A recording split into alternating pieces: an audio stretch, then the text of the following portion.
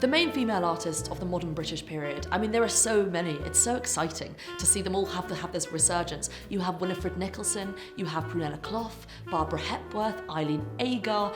You know, they were such forces of their time. So Joan Eardley was one of the foremost Scottish painters working in the modern British period. She was really famed for her landscapes, her sort of scratchy texture.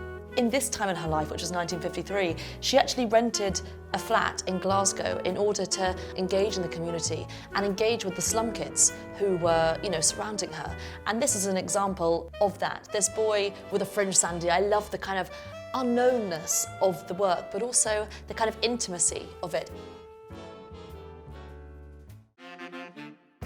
This work, The Liar Man from 1963, is a fantastic example of Agar's work. It shows her interest in surrealism early on in her career, but it also shows the vibrancy that she had for life.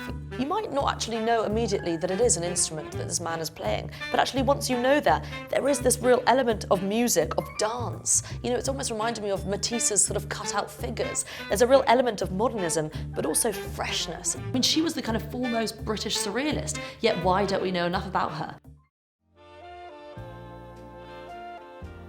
We know that Winifred Nicholson was a deeply emotional woman who really aimed for the serene in her work. And this painting here, Xenia, really is an example of that. It's so interesting to see the difference in colours and the difference in textures much later on in her career. Before, she's painting fields of grass, you know, icy cold rain.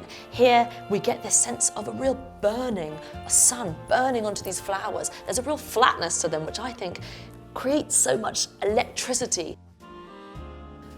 Prunella Clough was fascinated with the everyday and particularly fascinated with the industrialism and the rise of industrialism and what was happening around her. She was interested in cranes, in buildings, in fences, in barbed wire.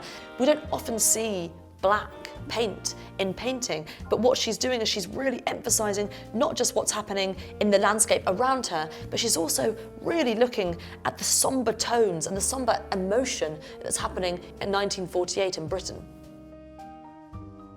The modern British period was a time of such excitement and change. Not only did the movement span the entire 20th century, but artists were really reacting to what was happening socially, politically, economically. You know, having one of these works on your wall, it's having a piece of history on your wall. You know, these works are defining what was happening in the 20th century.